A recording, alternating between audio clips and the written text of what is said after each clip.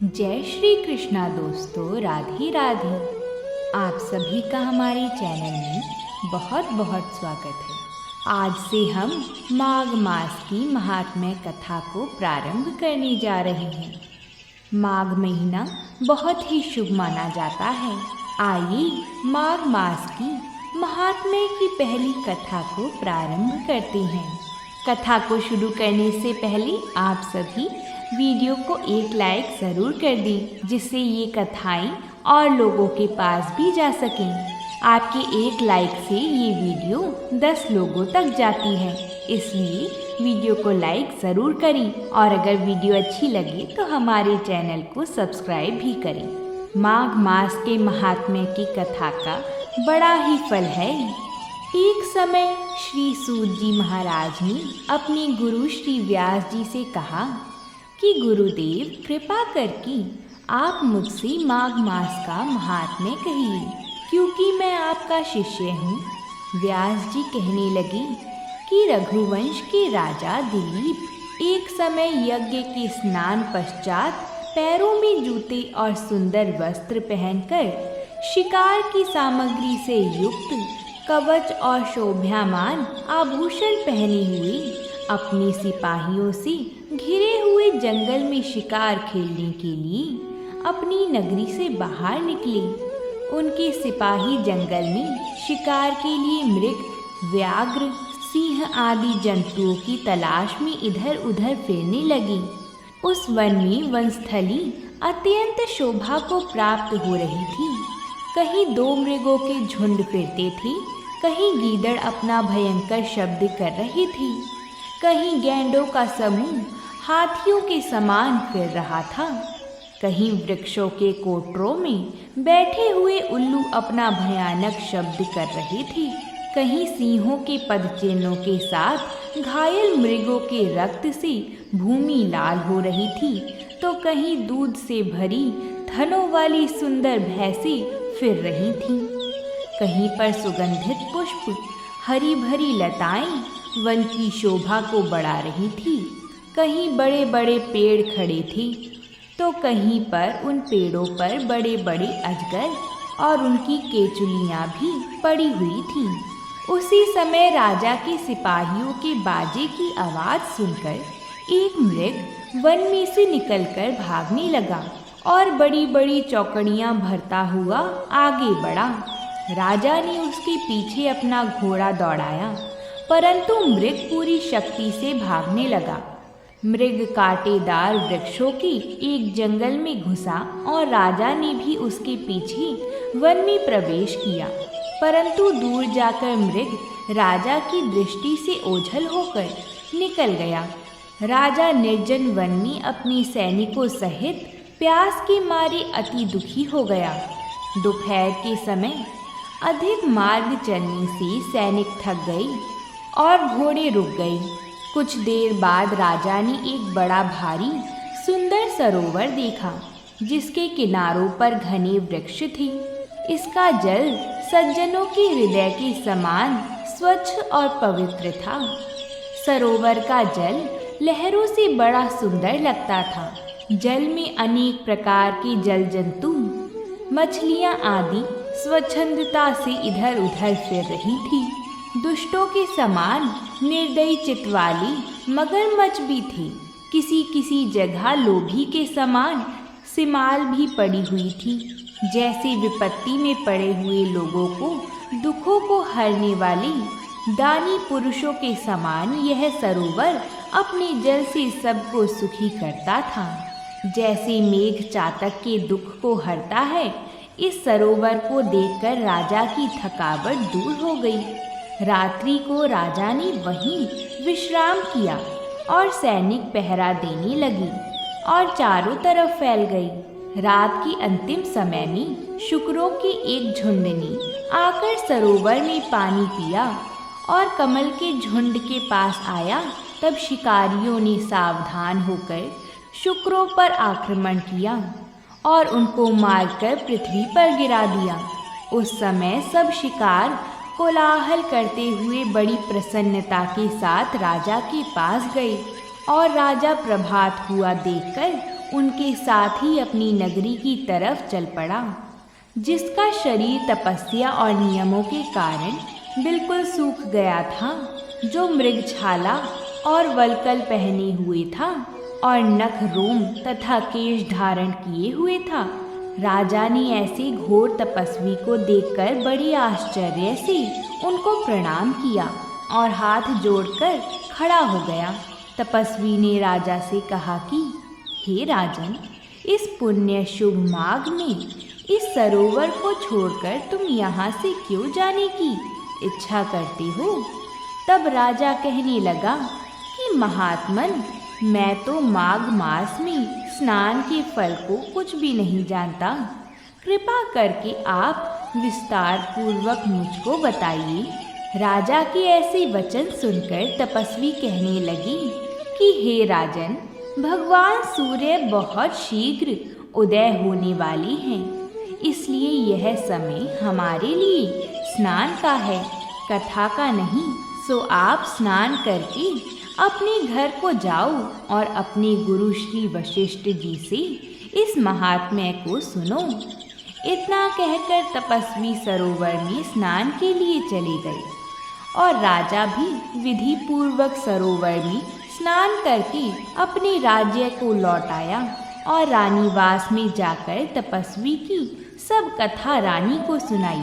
तब सूत जी कहने लगी कि महाराज, राजा ने अपने गुरु वशिष्ठ जी से क्या प्रश्न किया और उन्होंने क्या उत्तर दिया, सो कहिए। व्यास जी कहने लगी, हे सूत जी, राजा दिलीप ने रात्रि को सुख से सोकर प्रातः समय ही अपने गुरु वशिष्ठ जी के पास जाकर उनके चरणों को छूकर प्रणाम करके तपस्वी के बताए हुए प्रश्नों को अति नम्रता से पूछा कि गुरुजी, आपकी आचार, दंड, नीति, राज्य, धर्म तथा चारों वर्ण के चारों आश्रमों की क्रियाओं, दान और उनके विधान, यज्ञ और उनकी विधियां, व्रत, उनकी प्रतिष्ठा तथा भगवान विष्णु की आराधना अनेक प्रकार से तथा विस्तार पूर्वक मुझको बतलाइए।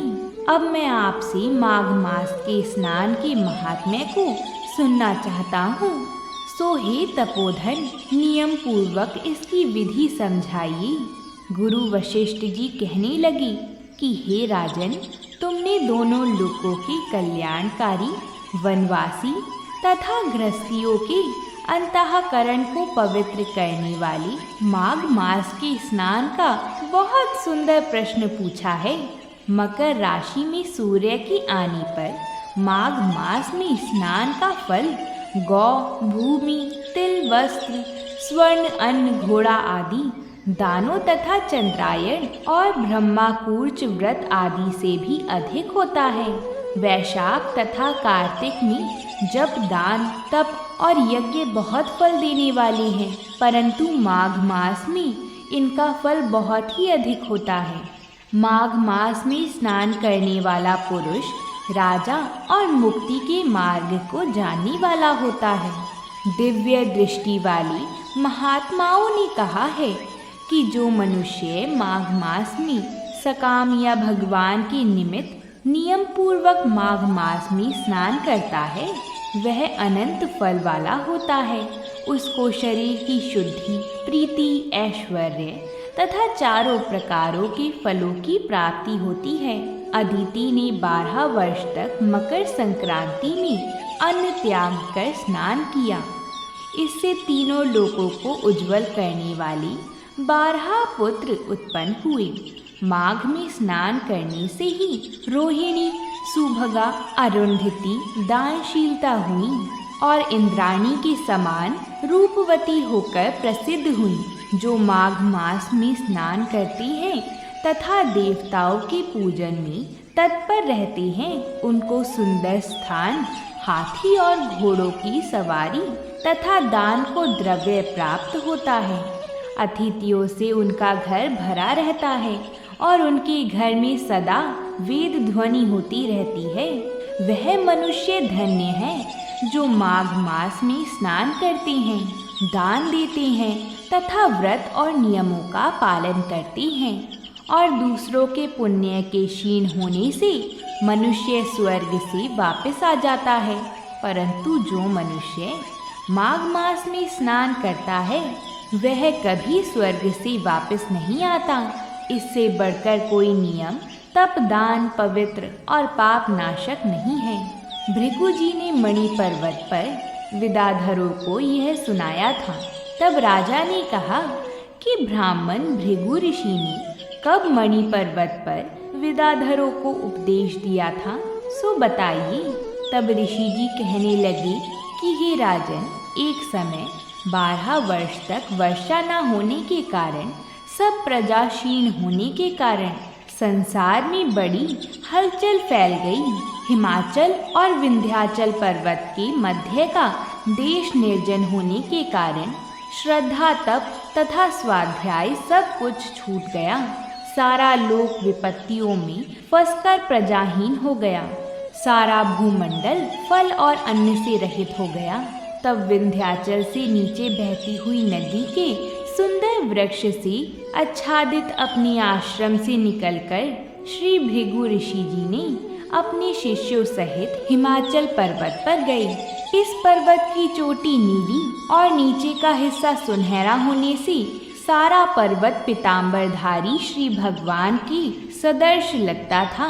पर्वत के बीच का भाग नीला और बीच बीच में कहीं कहीं सफेद स्फाटिक होने से तारों से युक्त आकाश जैसा शोभा को प्राप्त होता था। रात्रि के समय वह पर्वत दीपों की तरह चमकती हुई दिव्य औषधियों से पूरित किसी महल की शोभा को प्राप्त होता था। वह पर्वत शिखाओं पर बांसुरी बजाती और सुंदर गीत गाती हुई किन्नरियों तथा केले के पत्तों की पताकाओं से अत्यंत शोभा को प्राप्त हो रहा था।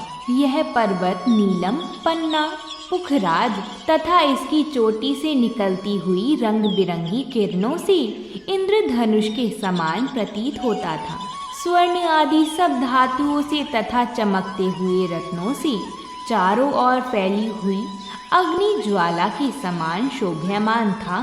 इसकी कंदराओं में काम पीड़ित विदाधारी अपने पतियों के साथ आकर रमण करती हैं और गुफाओं में ऐसे ऋषि मुनि जिन्होंने संसार के सब कलेशों को जीत लिया है, रात दिन ब्रह्म का ध्यान करती हैं और कई एक हाथ में रुद्राक्ष की माला लिए हुए शिव जी की आराधना में लगे हुए हैं।